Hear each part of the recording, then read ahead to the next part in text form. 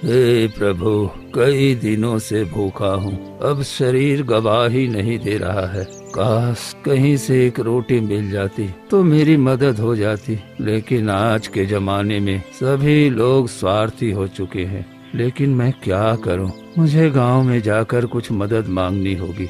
गांव के लोग बहुत भले इंसान होते हैं, कुछ मदद जरूर करेंगे। इतना सोचकर साधु गांव की ओर निकल पड़ते हैं।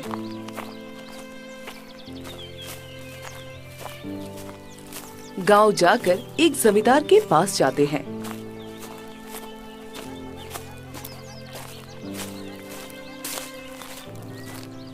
जमींदार साहब, मैं कई दिनों से भूखा हूँ, मुझे खाने को दे दो, भूख से जान जा रही है। अरे तो भाई साधु है ना, जिसे गांव से निकाला गया था? चल भाग यहाँ से, तुझे यहाँ आने से आदमी का ग्रह नक्षत्र बिगड़ जाता है। मैं तुझे कुछ नहीं देने वाला, चला जा यहाँ से। साधु जमींदार की बातें सुनकर बहुत दुखी हुए और वहाँ से आगे बढ़ जाते हैं। उसके बाद वो दो गांव वालों से मिलता है। हे पुत्र, मुझे बहुत भूख लगी है, जरा खाने को कुछ दे दो तो भगवान तुम्हारा भला करेगा। साधु महाराज, आपको तो मुखिया जी ने गांव से बाहर निकाल दिया था, फिर यहाँ क्यों आए हो? आप जाइए तपस्या कीजिए, आप तो सालों से तपस्या कर रहे हैं, क्या भगवान आपको शक्ति नहीं दे रहे हैं? अरे आप शक्ति से ही पेट भर लीजिए। हाँ, सही कह रहा है सामू भाई, ये साधु लोग का मांगने खाने की आदत हो गया है। अरे जाओ यहाँ से। साधु महाराज, तुम्हें कुछ नहीं मिलेगा इस गाँव में। दुखी मन से एक पेड़ के नीचे जाकर बैठ जाते हैं। हे ईश्वर, अब इस कलयुग में साधु संतों के लिए भी कोई जगह नहीं रही, सभी के दिल पत्थर हो गए हैं। मुझे इस शरीर से मुक्ति दे दो प्रभु। साधु वहीं बैठे भूख से तड़प रहे थे, मगर कोई भी उनकी मदद नहीं करता। फिर रात हुई। रात के समय उनकी सांस अटकने लगी, पर कोई भी पानी देने वाला नहीं था और वो वहीं तड़प तड़प कर प्राण त्याग देते हैं।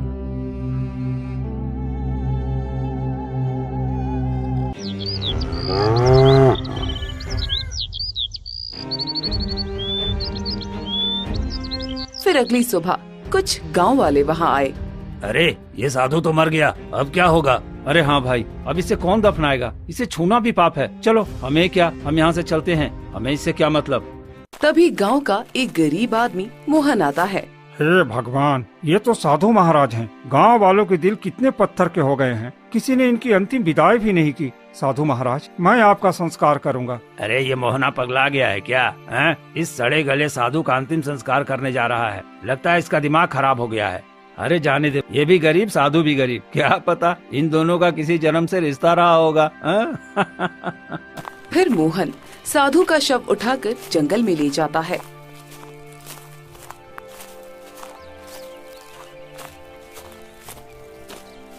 और एक गड्ढा खोदता है।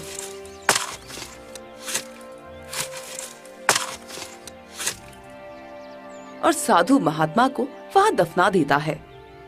हे साधु महाराज, यदि हमसे कोई गलती हुई हो तो क्षमा कर दीजिएगा, अपना आशीर्वाद बनाए रखिए और गांव वालों को भी माफ कर दीजिएगा। मैं पूरे गांव वालों की तरफ से क्षमा मांगता हूँ। फिर मोहन घर लौट आता है।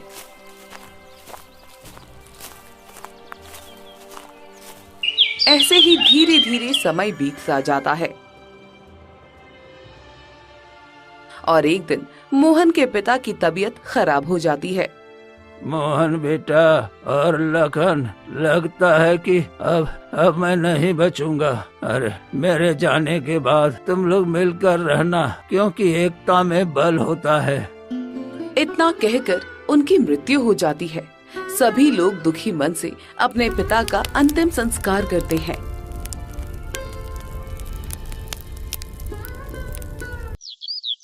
कुछ दिन ऐसे ही बीत जाते हैं और एक दिन उसका बड़ा भाई लखन मोहन से कहता है, देख मोहन, पिताजी का पूरा इलाज मैंने करवाया है, उनका पूरा खर्चा मैंने दिया है और काम में भी जो खर्चा आया वो भी मैंने किया है। तूने तो एक फूटी कौड़ी भी नहीं दी। अरे भैया, ये आप क्या कह रहे हैं? पिताजी की जमीन का जो भी अनाज बिकता है सब आपके पास ही जाता है, तो खर्चा भी तो आप ही देंगे ना?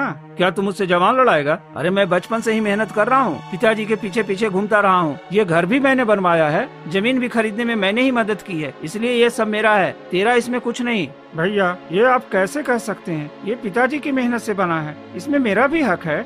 मैंने कह दिया ना, तेरा इसमें कुछ नहीं है। तू अपनी पत्नी को लेकर यहाँ से निकल जा। इतने में मोहन की पत्नी सुनीता आ जाती है। भैया, आप ये क्या कह रहे हैं? हम दोनों कहाँ जाएंगे? ये तो बाबूजी का बनाया हुआ घर है, इसमें हमारा भी हिस्सा है। आप हमें ऐसे घर से नहीं निकाल सकते। देख सुनीता, तू अपने नालायक पति के साथ कुछ भी कर, मुझे फर्क नहीं पड़ता। ये घर अब मेरा है और यहाँ सिर्फ मेरा हुक्म चलेगा। चलो निकलो यहाँ से। तभी लखन की पत्नी महिमा भी आ जाती है। हाँ, मेरे पति बिल्कुल सही कह रहे हैं। हम कब तक तुम लोगों का बोझ उठाते रहेंगे? तुम्हारा पति तो कोई ढंग का काम करता नहीं और मेरे पति बचपन से भटकते रहे हैं। घर बनाया, पिताजी का इलाज करवाया, सारा पैसा लगाया। अब इस पर तुम्हारा कोई हक नहीं है। चलो निकलो यहाँ से। भाभी, ऐसा मत कहिए, भगवान के लिए हमें मत निकालिए। हम निकाल कर ही रहेंगे। अरे हमारे भी बाल बच्चे हैं, हम उन्हें ना देखें और सारी जिंदगी तुम्हारे पीछे बर्बाद कर दे क्या? चलो चलो निकलो यहाँ से। इतना कहकर लखन और महिमा दोनों अंदर चले जाते हैं। चलो भाग्यवान, यहाँ कोई हमारी सुनने वाला नहीं है, सब पत्थर तिल हो गए हैं। फिर मोहन और सुनीता उदास होकर घर से निकल जाते हैं। रास्ते में एक गांव वाला मिलता है। अरे मोहन, तुझे क्यों निकाल दिया गया?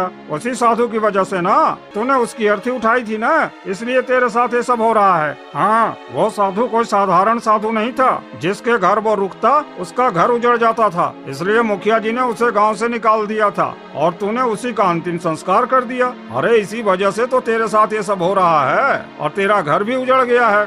अरे आप लोग कुछ भी कहिए, मुझे कोई फर्क नहीं पड़ता। मैंने इंसानियत निभाई है, किसी की अंतिम विदाई की है, इसमें मुझे कोई अफसोस नहीं है। इतना कहकर मोहन आगे बढ़ जाता है। दोनों पति पत्नी घने जंगल में पहुंच जाते हैं। जी, ये साधु महाराज की बात आखिर क्या है? अरे एक दिन हमारे गांव में एक साधु आए थे, किसी ने उनकी मदद नहीं की और वो भूख से मर गए। गांव वालों ने उन्हें दफनाने से भी मना कर दिया, तब मैंने उन्हें यहीं इस जंगल में गड्ढा खोदकर दफनाया था। क्या सच में? हाँ सुनीता। लोग चाहे कुछ भी कहें, लेकिन आपने बहुत अच्छा काम किया है। अब हम क्या करें, समझ में ही नहीं आ रहा। क्यों न मैं जमींदार साहब से कुछ पैसे उधार ले आऊं, उससे हम एक छोटा सा घर बना लेंगे और कोई धंधा भी शुरू कर लेंगे। हाँ, आपने बिल्कुल ठीक कहा। इतना कहकर मोहन जमींदार के पास जाता है।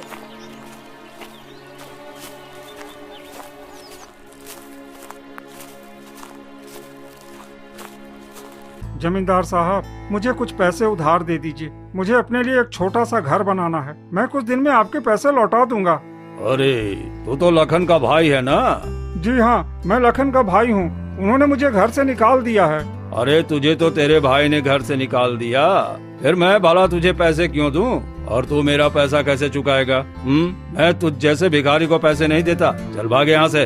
जमींदार साहब, ऐसा मत करिए, कुछ तो रहम करिए, मैं आपके पैसे चुका दूंगा। मैं जानता हूँ तो कैसे चुकाएगा। अगर मैं तुझ जैसे भिखारी को पैसे देने लगूँ ना, तो एक दिन मुझे खुद भीख मांगनी पड़ेगी। चल चल चल भाग यहाँ से। कोई धर्मशाला नहीं है यहाँ जहाँ हर किसी को दान बांटता फिरूं। इतना कहकर जमींदार वहाँ से चला जाता है।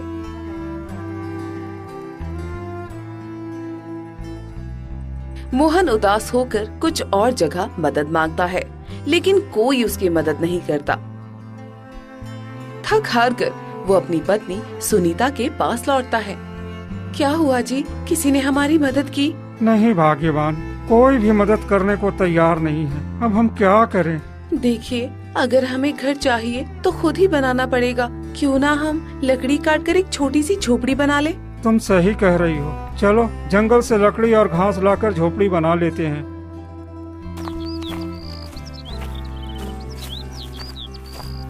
फिर दोनों मिलकर जंगल से लकड़ी और घास लाकर एक छोटी सी झोपड़ी बना लेते हैं।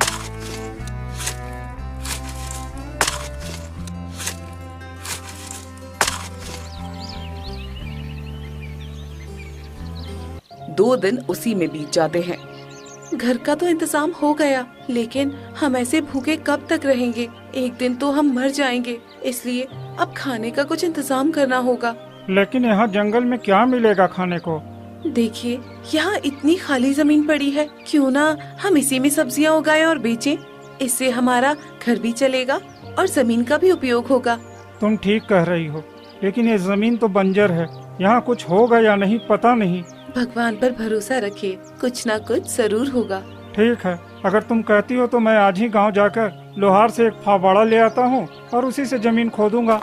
इतना कहकर मोहन गांव जाता है।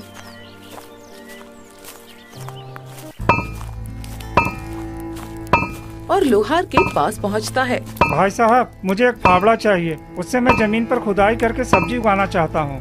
फावड़ा तो मैं दे दूंगा, लेकिन इसकी कीमत पूरे 4 चांदी के सिक्के लगेंगे। 4 चांदी के सिक्के? पर मेरे पास तो एक भी सिक्का नहीं है। अरे तो फिर भूल जा, मैं तुझे फावड़ा नहीं देने वाला। ऐसा मत करिए भाई साहब, नहीं तो मैं और मेरी बीवी भूखे मर जाएंगे। थोड़ा रहम कीजिए। ठीक है, एक काम कर, आज दिन भर मेरी भट्टी के पास काम कर दे। अगर तू मेहनत करेगा तो शाम को मैं तुझे फावड़ा मुफ्त में दे दूंगा। ठीक है, मैं काम करने के लिए तैयार हूँ।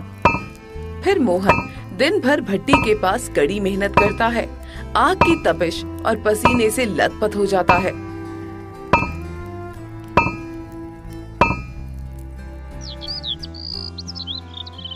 शाम को लोहार खुश होकर उसे फावड़ा दे देता है। ले, ये रहा फावड़ा, तूने मेहनत की है, अब ये तेरा है। बहुत बहुत धन्यवाद भाई साहब। मोहन फावड़ा लेकर अपनी झोपड़ी में लौट आता है।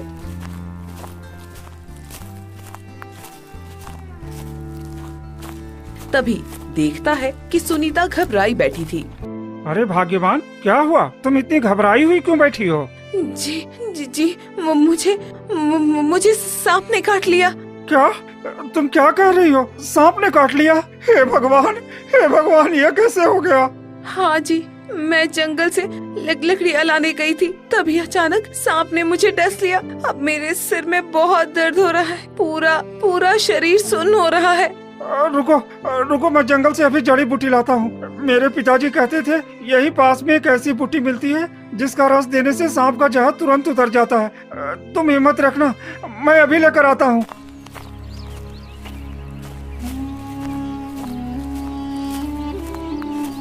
मोहन तुरंत भागता है और पूरे जंगल में जड़ी बूटियाँ खोजने लगता है।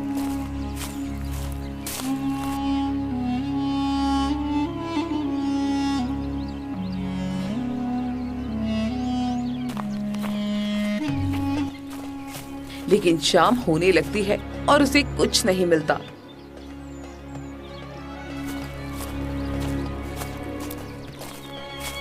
वो थका हारा पेड़ के नीचे बैठकर रोने लगता है। हे भगवान, अब मैं क्या करूं? मेरी पत्नी ऐसे ही मर जाएगी और मुझे वो जड़ी बूटी भी नहीं मिल रही है। मैंने पिता को खोया, पर मैं अपनी पत्नी को नहीं खो सकता। कृपा करो प्रभु, कृपा करो। अरे कुछ तो रहम करो प्रभु, कुछ तो रहम करो। तभी अचानक कटहल के पेड़ के पास से रहस्यमयी आवाज आती है। मोहन, तुम क्यों रो रहे हो? कौन बोल रहा? ये आवाज कहाँ से आ रही है? घबराओ मत, मैं ही बोल रहा हूँ। मैं कोई साधारण पेड़ नहीं हूँ, मैं जादुई कटहल का पेड़ हूँ। जादुई कटहल? पर तुम बोल कैसे सकते हो? तुम तो एक पेड़ हो ना? नहीं मोहन, मैं साधारण पेड़ नहीं हूँ। जब तुमने उस साधु को इस मिट्टी में दफनाया था, उसी से मेरी जड़ें फूटी हैं। मैं उसी साधु की आत्मा हूँ। तुम्हारा दुख नहीं देख पा रहा हूँ, इसलिए तुमसे बातें कर रहा हूँ। चिंता मत करो, मेरे पेड़ से कटहल तोड़कर ले जाओ और अपनी पत्नी की जख्म पर उसका बीज लगा देना। जहर तुरंत उतर जाएगा और वो पूरी तरह से ठीक हो जाएगी।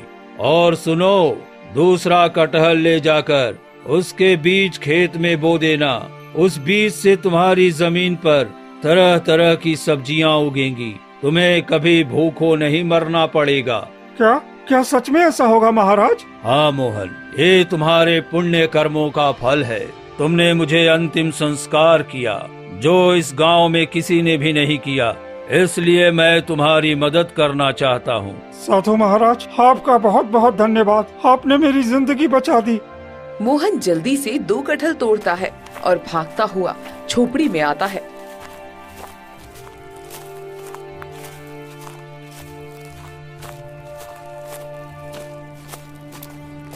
सुनीता बेहोश पड़ी होती है।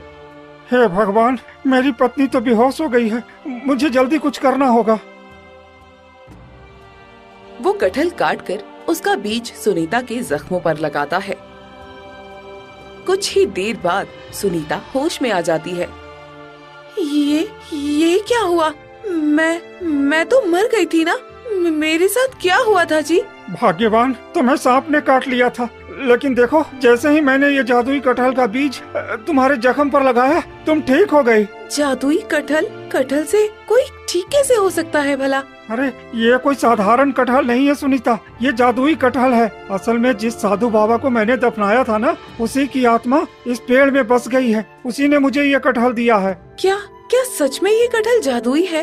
हाँ, और उन्होंने कहा है कि इस कटहल के बीज को हमारी जमीन पर बो देने से हमारी गरीबी दूर हो जाएगी। पर जी, कटहल का पेड़ तो फल देने में 3 से 4 साल लगाता है, तब तक तो हम भूखे मर जाएंगे। ये कैसे संभव है? नहीं भाग्यवान, ये कोई साधारण कटहल का बीज नहीं है। साधु महाराज ने कहा है, इसे बोते ही धरती से सब्जियां उगाएंगी। हमें भरोसा रखना चाहिए। ये तो बहुत अच्छी बात है जी, सच में भगवान हमारे साथ है। हाँ, कल सुबह ही हम दोनों खेत में ये बीज बो देंगे।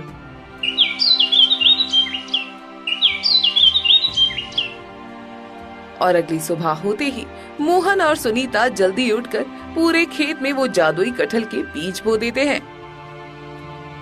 बोते समय सुनीता थोड़ी घबरा कर कहती है, जी मुझे अभी भी विश्वास नहीं हो रहा कि ये बीज सच में सब्जी उगाएगा। अगर ये साधारण बीज हुआ तो? भाग्यवान, साधु महाराज की आत्मा ने खुद मुझसे कहा है, हमें उन पर भरोसा रखना होगा। इतना कहकर दोनों पूरे खेत में बीजों से भर देते हैं और थक कर अपनी झोपड़ी में लौट आते हैं।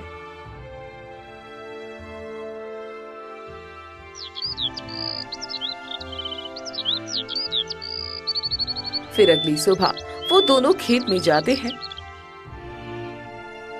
तो देखकर दंग रह जाते हैं। जहाँ कल तक बंजर जमीन थी, वहाँ तरह तरह की हरी भरी सब्जियाँ, फल और पौधों के साथ खेत लहलहा रहे होते हैं। हे भगवान, ये कैसे संभव है? इतनी जल्दी इतनी सारे फल सब्जियाँ, मुझे तो अपनी आंखों पर यकीन ही नहीं हो रहा है जी। कहीं मैं कोई सपना तो नहीं देख रही हूँ ना? मैंने कहा था ना, ये कोई साधारण कटहल नहीं है, ये सचमुच में जादुई है। अब मुझे भूखे मरने की चिंता नहीं है, और ये हकीकत है। लगता है भगवान ने हमारी सुन ली। अब हमें कभी भी किसी भी चीज की कोई कमी नहीं होगी जी। फिर ऐसे ही धीरे धीरे मोहन और सुनीता उन सब्जियों को पास के गांव में बेचने लगते हैं। लोग उनके खेत की सब्जियां देखकर हैरान रह जाते हैं, क्योंकि वो सब्जियां बाकी खेतों से बड़ी, स्वादिष्ट और ताजा होती थी। अरे, मोहन का खेत तो जैसे सोना उगल रहा है। इतनी सब्जियां तो मैंने कभी देखी ही नहीं, और इतनी जल्दी तैयार भी कैसे हो जाता है? और सुना है वो तो जंगल वाले बंजर जमीन में खेती कर रहा है। हाँ, सच कह रहा है। ये सब्जियां तो पूरे इलाके में कहीं नहीं मिलती। लगता है जरूर इसके पीछे कोई राज है। राज हो या मेहनत, पर इतना तो साफ है कि आज मोहन पूरे गांव का सबसे बड़ा किसान बन गया है। देखते ही देखते मोहन और सुनीता का नाम पूरे इलाके में फैल जाता है। उनकी गरीबी दूर होने लगती है। अरे, ये कैसे हो सकता है? जो मोहन कल तक झोपड़ी में भूखा मर रहा था, वो आज ढेर सारी सब्जियां बेच रहा है। जरूर कोई राज है, और मुझे तो वो जानना ही होगा। अरे हाँ, मैंने भी देखा है। उनके खेत में तरह तरह की सब्जियां लगी हैं, बिना पानी, बिना खाद। ये सब कैसे संभव है? हमें उनकी झोपड़ी के आसपास नजर रखनी चाहिए। सही कहा, आज रात ही चलेंगे, देखेंगे आखिर ये चमत्कार होता कैसे है। फिर लखन और महिमा पेड़ की आड़ में छिपकर देखते हैं। देखो जी, मोहन अपनी पत्नी से कुछ कह रहा है और कटहल के पेड़ की ओर जा रहा है। अरे चुप रहो, देखते जाओ, यही तो मौका है।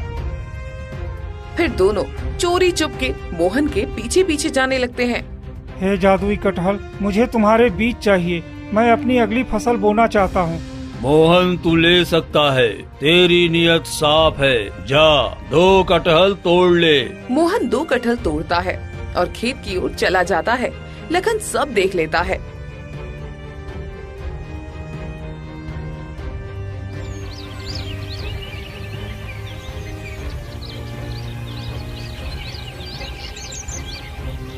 मोहन वो कटहल लेकर आता है और अपने खेत में कटहल का बीज बो देता है।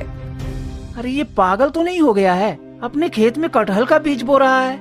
हम लोग यही इंतजार करते हैं और देखते हैं कि आखिर ये बीज से करेगा क्या। फिर दोनों रात भर वही इंतजार करते हैं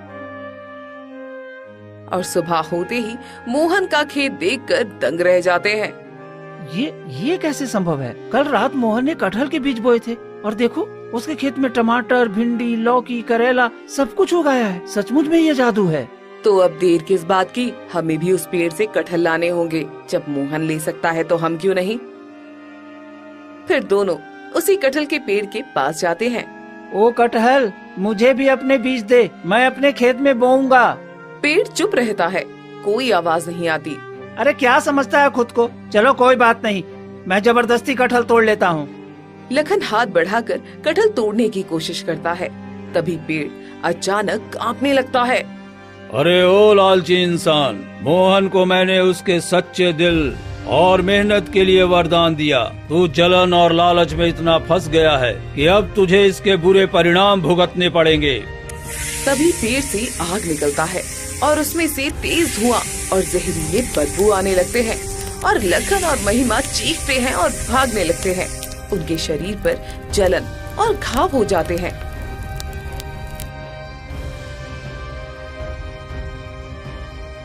हमने लालच किया और यही हमारी सजा है। वो पेड़ सबको वरदान नहीं देता, सिर्फ नेक दिल इंसान को ही देता है। काश मैं मोहन की तरह मेहनत किया होता तो आज ये दिन देखना न पड़ता। मेरे लालच ने मुझे मार दिया। इसके बाद से कोई गांव वाला उस कटहल के पास नहीं जाते। मोहन और सुनीता रोज जादुई कटहल के बीज लेकर मेहनत से खेती करते रहे।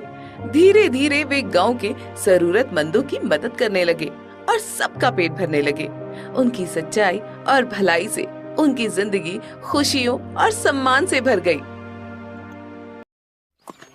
एक दिन राजा विक्रम घने जंगलों से गुजर रहे थे कि तभी रास्ते में एक बूढ़ा और बीमार साधु देखते ही महाराज से कहता है, राजा विक्रम, आप इस राज्य के राजा हैं।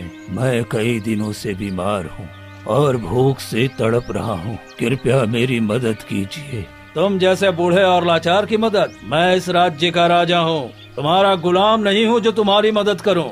तुम ऐसा क्यों बोल रहे हो? तुम इस राज्य के राजा हो और मैं भी इसी राज्य में हूँ। मेरी सेवा करना तुम्हारा कर्तव्य है। मैं इस राज्य का राजा हूँ और तुम सब मेरे गुलाम। मैं जो कहूँगा वही तुम्हें करना पड़ेगा और मैं तुम्हारे लिए काम करूँ। तुम्हारा ये घमंड तुम्हें डुबो देगा।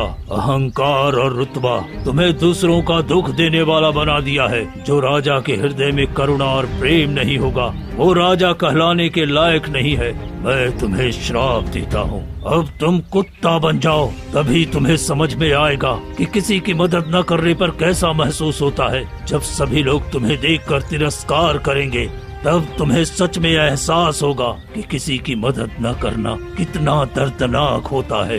तुम जैसा बूढ़ा मुझे श्राप दे सकता है? बहुत ही घटिया मजाक है ये। तो अब देखो।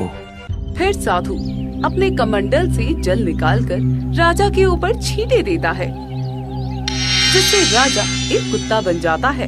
अरे नहीं, मैं तो सच में कुत्ता बन गया। साधु महाराज, मुझे क्षमा कर दीजिए। मैं फिर कभी किसी का अपमान नहीं करूँगा। मेरे मुंह से निकला हुआ श्राप वापस नहीं ले सकता। ऐसा मत कीजिए साधु महाराज, हमारा राज्य बिना राजा के सब बर्बाद हो जाएगा। कृपया करके मुझे क्षमा कर दीजिए। तुम फिर से इंसान बन सकते हो, पर इसके लिए 3 कठिन कार्य पूरे करने होंगे। ठीक है, मैं इन्हें पूरा करूँगा। पहला, ब्राह्मण के घर जाकर उसके साथ भोजन करना है। दूसरा, तुम्हारा पड़ोसी राजा जो तुमसे नफरत करता है उसे अपना मित्र बनाना होगा। तीसरा, एक गरीब इंसान को अमीर बनाना ताकि उसकी मेहनत और ईमानदारी सफल हो सके। और हाँ, किसी को तुम अपना परिचय नहीं बताओगे कि तुम एक राजा हो। अपना परिचय छुपाकर सभी को तुम्हें मदद करना है। मैं ये सब करूँगा, सही रास्ते पर चलकर। फिर इतना कहकर राजा गांव की तरफ निकल पड़ते हैं। अब मुझे पहले ब्राह्मण के घर जाना होगा, उसके साथ भोजन करना है। ये मेरा पहला कठिन कार्य है और इसे मैं पूरा करूं बिना किसी बहाने के। इतना कहकर राजा एक ब्राह्मण के दरवाजे पर चला जाता है। तभी ब्राह्मण की पत्नी बाहर आती है और कुत्ते को देखती है। हे भगवान, ये कुत्ता हमारे दरवाजे पर क्यों बैठा है? अभी तो पूरा घर साफ किया है, सारा अशुभ हो गया। अब मुझे फिर से सब साफ करना पड़ेगा। तुम अंदर से लाठी लेकर आओ, मैं इसको भगा देता हूँ। ये लोग मुझे मार सकते हैं, मुझे क्या करना चाहिए? लेकिन अब कोई रास्ता भी नहीं है, मुझे भोजन करना ही होगा। फिर थोड़ी दूर पर राजा एक कोने में बैठ जाता है और चुपचाप इंतजार करता है। ऐसे ही 2 दिन बीत जाते हैं। तभी ब्राह्मण के घर में एक चोर घुस आता है। जल्दी करो, सारा धन निकाल दो, नहीं तो तुम्हारी पत्नी को जान से मार दूंगा। नहीं नहीं, मेरी पत्नी को छोड़ दो, हम ब्राह्मण हैं, हमारे पास धन कहाँ से आएगा? फिर राजा जोर जोर से भौंकता है। अरे ये कुत्ता कहाँ से आ गया? भागो, ये काट लेगा। चोर डर के मारे वहाँ से भाग जाता है।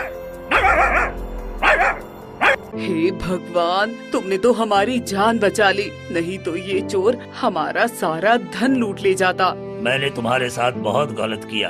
तुम कुत्ता हो तो क्या, तुम्हारा दिल बहुत नेक है। तुम बहुत भूखे होगे, आओ मैं तुम्हें कुछ खाने के लिए देती हूँ। ब्राह्मण की पत्नी 2 थाली में भोजन लाकर देती है, एक ब्राह्मण के लिए और एक राजा विक्रम के लिए। फिर राजा वो खाना खाकर घर से निकल जाता है।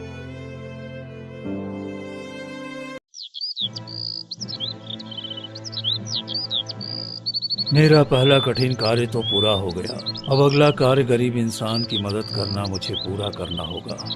फिर इतना कहकर राजा गांव की तरफ निकल पड़ते हैं और कुछ दूर जाने के बाद ही एक किसान रामचरण को देखते हैं, जो कि बहुत फूट फूट कर रो रहा होता है।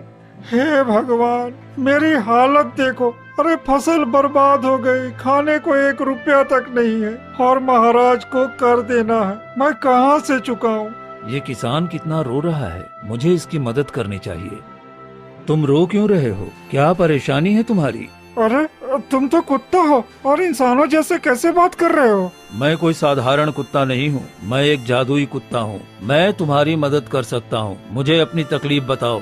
मैं एक गरीब किसान रामचरण हूँ, मैं क्या बताऊँ तुम्हें, 2 वक्त की रोटी भी जुटा नहीं पा रहा और राजा बहुत कठोर है। मेरे पास बस 1 बोरी अनाज है, इसे अपने परिवार को खिला दूं या राजा को दे दूं या फिर अगली फसल के लिए बचा लूं, मैं समझ ही नहीं पा रहा। तुमने ये तकलीफ राजा से क्यों नहीं बताई?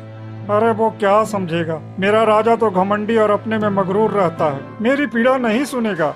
तुम मेरी बात मानोगे तो तुम्हारी समस्या का हल मिल जाएगा, लेकिन मैं एक जादुई कुत्ता हूँ, ये तुम किसी को नहीं बताओगे और ये बात हम दोनों के बीच रहेगी। और हाँ, तुम राजमहल जाओ और अपनी समस्या बताओ, तुम्हें मदद जरूर मिलेगी। ठीक है, मैं तुमसे वादा करता हूँ, किसी को नहीं बताऊंगा।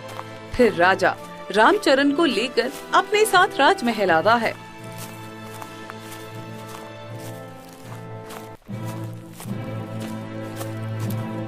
तभी सैनिक देखते ही कहता है, अरे भिखारी, यहाँ क्यों घुसे जा रहे हो? बाहर निकलो। मुझे राजा से मिलना है। अरे राजा तुम जैसे भिखारी से नहीं मिलता, चले जाओ यहाँ से।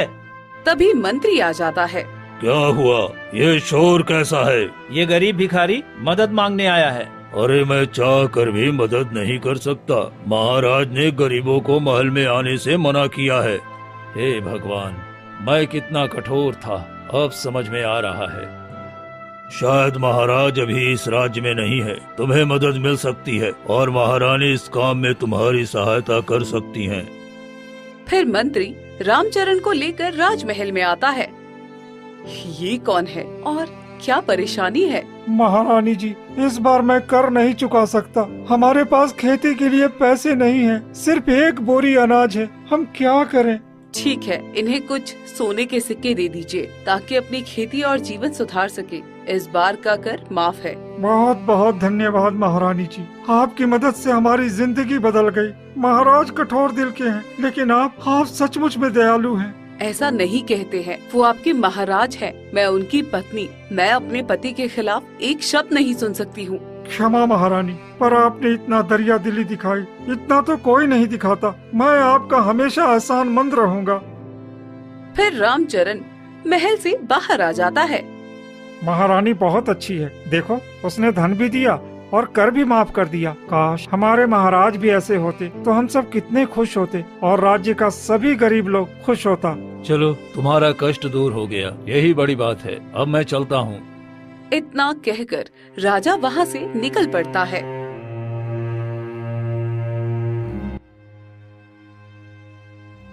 मैंने 2 कठिन कार्य पूरे कर लिए हैं। अब तीसरा कार्य, पड़ोसी राजा को मित्र बनाना। इतना कहकर राजा पड़ोसी राज्य के लिए निकल पड़ता है और जैसे ही गेट पर आता है तभी खड़ी खड़ी, ए कुत्ता मॉल में घुस रहा है, बाहर हटो। फिर सैनिक लाठी लेकर मारने दौड़ता है। फिर राजा वहाँ से भागकर थोड़ी दूर जाकर बैठ जाता है। तुमने देखा क्या, महाराज बहुत परेशान हैं। अरे तुम नहीं जानते हो, एक तांत्रिक ने हमारी राजकुमारी पर काला जादू किया था और तांत्रिक भी मर गया, लेकिन जादू अभी भी असर कर रहा है। राजकुमारी लगातार सोती रहती हैं। अगर पूर्णिमा की रात तक नहीं जागी तो हमेशा के लिए मर जाएंगी। ये तो बहुत बड़ा संकट है, महाराज की हालत अब कैसी होगी? एक उपाय है, मायावी जंगल में तांत्रिक की गुफा से हवन का राख लाकर राजकुमारी पर डाल दी जाए तो वो ठीक हो सकती हैं। लेकिन ऐसा कोई नहीं कर पा रहा है। कई लोग भेजे जा चुके हैं पर कोई सफल नहीं हुआ। जो भी गया वो मर गया। समय बहुत कम है, कौन इतना जोखिम उठाएगा? वहीं थोड़ी दूर बैठे राजा ये सभी बातें सुन लेते हैं। ये तो सच में बड़ी मुश्किल है। मुझे राजकुमारी की मदद करनी होगी, चाहे जो भी जोखिम हो। मैं इसे ठीक करूंगा। उसका जीवन बचाना अब मेरा कर्तव्य है। मैं इस तांत्रिक के जादू को समाप्त करूंगा। हवन का राख लेकर मैं आऊंगा, चाहे मुझे अपनी जान ही क्यों न गंवानी पड़े। इतना कहकर राजा घने जंगलों की ओर निकल पड़ता है। थोड़ी दूर चलने के बाद गुफा के पास पहुंचते हैं और जैसे ही गुफा में प्रवेश करने की कोशिश करता है तभी गुफा से रहस्यमयी आवाज आती है। तुम यहाँ क्यों आए हो? तुम्हारा साहस काबिले तारीफ है, लेकिन तुम अंदर नहीं जा सकते हो। मुझे जाना ही होगा। मुझे उस तांत्रिक का हवन का राख चाहिए। बिना उसे लिए मैं राजकुमारी की मदद नहीं कर सकता। मैं इस गुफा का श्रापित आत्मा हूँ। तांत्रिक ने मुझे कैद किया है। अगर तुम मुझे आजाद कर दो तभी तुम हवन का राख लेकर जा सकोगे। ठीक है, मुझे बताओ मुझे क्या करना होगा। मैं वो करूँगा, क्योंकि ये राख मुझे किसी भी कीमत पर चाहिए। तो सुनो, इस गुफा के पास एक झील है। वहाँ से पवित्र जल लाकर इस गुफा पर छिड़कना होगा, जिससे जो भी कैद आत्माएं हैं सभी आजाद हो जाएंगी। ठीक है, मैं जल लेकर आता हूँ। फिर राजा वहाँ से निकल पड़ता है और थोड़ी देर चलने के बाद झील के पास पहुँच जाता है और जैसे ही जल लेने लगता है कि तभी नदी से आवाज आती है। तुम ऐसे जल नहीं ले सकते। अगर ये जल चाहिए तो मेरी पहेली का उत्तर देना होगा।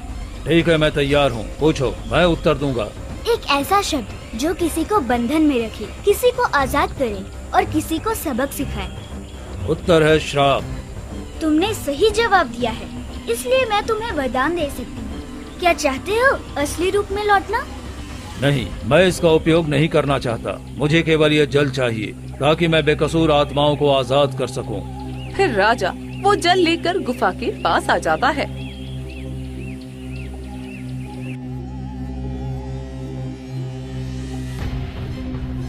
अब मैं जल लेकर गुफा पर डालूंगा। इससे सभी कैद आत्माएं मुक्त हो जाएंगी। राजा विक्रम जल लेकर गुफा पर डालता है। पानी गिरते ही गुफा से सारी आत्माएं धीरे धीरे बाहर निकलकर मुक्त हो जाती हैं। सारी आत्माएं मुक्त हो गई हैं। अब मुझे जल्दी से हवन का राख लेकर राजमहल जाना होगा।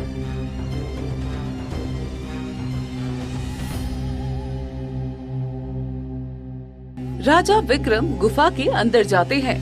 हवन का राख लेकर वो बाहर आता है और राजमहल की तरफ बढ़ पड़ता है और राजमहल आकर जैसे ही अंदर घुसने लगता है अरे ये कुत्ता फिर यहाँ कैसे आ गया? हटो हटो। अरे इसे मारना पड़ेगा, नहीं तो राजमहल में घुस गया तो राजा हम पर गुस्सा करेंगे।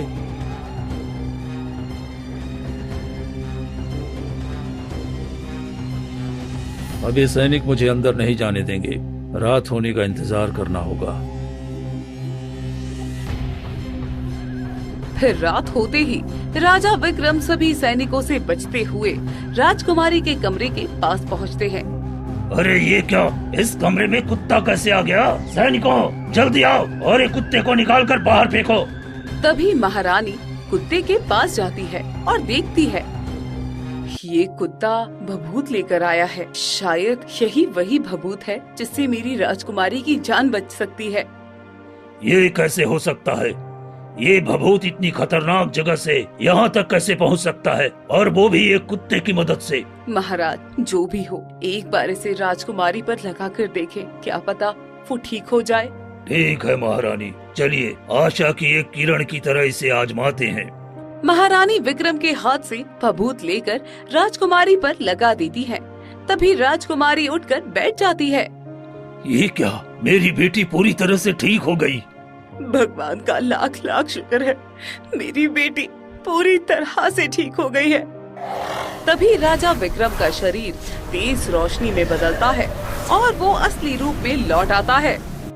अरे अरे, आप राजा विक्रम, आप एक कुत्ते के रूप में भभूत लेकर आए, ये सब क्या हो रहा है? महाराज ये लंबी कहानी है, मैं आपकी पुत्री का जीवन बचाने आया था। मैं अपने घमंड और गलतियों के कारण साधु का दिल दुखा दिया था। अब मैं सबकी मदद करके अपने श्राप से मुक्त हुआ हूँ। मैं आपके और इस राज्य के साथ हमेशा मित्रता निभाऊंगा। बहुत अच्छी बात है महाराज विक्रम, आपने मेरी बेटी की जान बचाई है। हम हमेशा आपका एहसानमंद रहेंगे और आपका मित्र बने रहेंगे। धन्यवाद महाराज, अब मुझे अपने राज्य लौटना होगा, मेरी प्रजा परेशान होगी। राजा विक्रम अपने राज्य लौट आते हैं।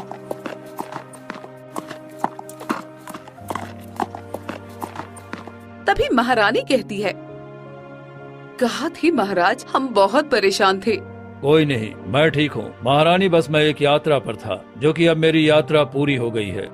मंत्री जी, आज से हमारे राज्य के सभी गरीब किसानों और मजदूरों का कर माफ कर दिया जाए, और जो भूखे प्यासे हैं उन्हें दरबार में लाकर मदद की जाए। मैं चाहता हूँ कि हमारे राज्य का हर व्यक्ति आनंद और हंसी खुशी में रहे। ये तो बहुत अच्छी बात है महाराज, आपको देखकर तो लगता ही नहीं कि आप वही पुराने महाराज हैं। अब आप बिल्कुल नए रूप में हैं। राजा विक्रम अपने राज्य में गरीबों और दुखियों की मदद करते हैं और सभी प्रजा खुश रहने लगती है।